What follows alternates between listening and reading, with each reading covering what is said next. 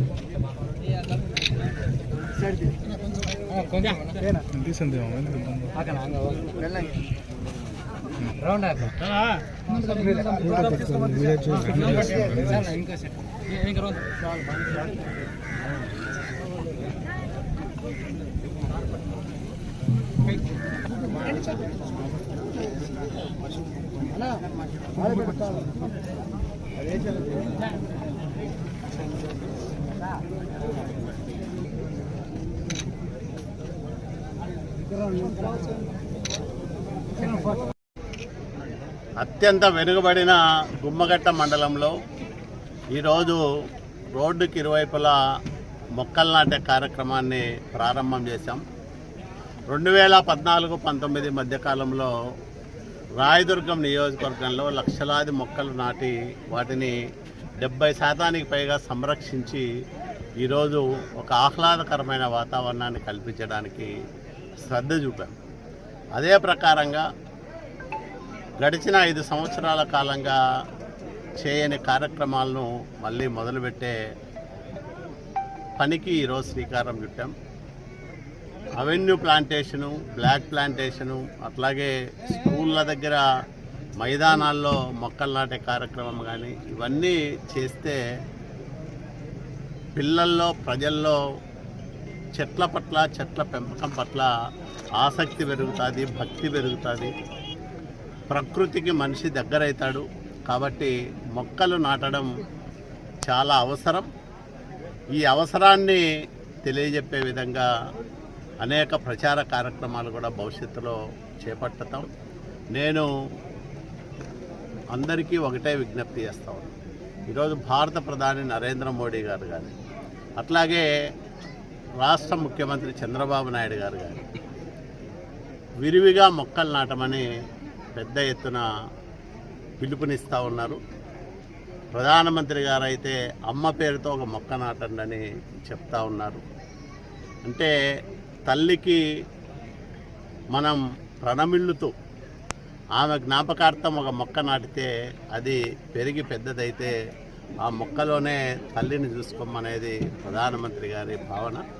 అట్లాగే చంద్రబాబు నాయుడు గారు గతంలో 95-2004 మధ్యకాలంలో పర్యావరణ పరిరక్షణ కోసం, చెట్ల పెంపకం కోసం పెద్ద ఎత్తున చర్యలు చేపట్టారు. హైదరాబాద్ నగరాన్ని ఒక 2 డిగ్రీలు తక్కువ ఉష్ణోగ్రత ఉండే నగరంగా మార్చారంటే, పచ్చదనానికి నిలయంగా మార్చారంటే అది చంద్రబాబు నాయుడు గారి కృషి ఫలితం.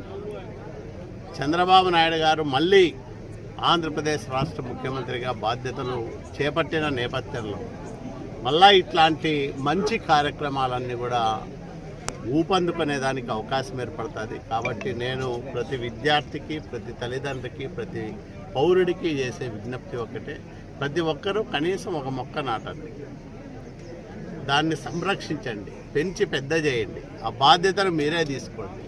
ఆ రకంగా చేయగలిగితే ఖచ్చితంగా మనకే దాదాపు 3,50,000 వరకు మనం మొక్కలు నాటేదానికి అవకాశం ఉంది రాయదుర్గం నియోజకవర్గంలోనే. స్వచ్ఛందంగా ఎవరికి వాళ్ళు ఒక మొక్క నాటుకుంటే. కాబట్టి ఈ రకంగా ప్రతి ఒక్కరూ మొక్కల పెంపకాన్ని బాధ్యతగా, సామాజిక బాధ్యతగా స్వీకరించి అందరూ ఈ కార్యక్రమంలో భాగస్వాములు కావాలని పేరు పేరున విజ్ఞప్తి చేస్తాను.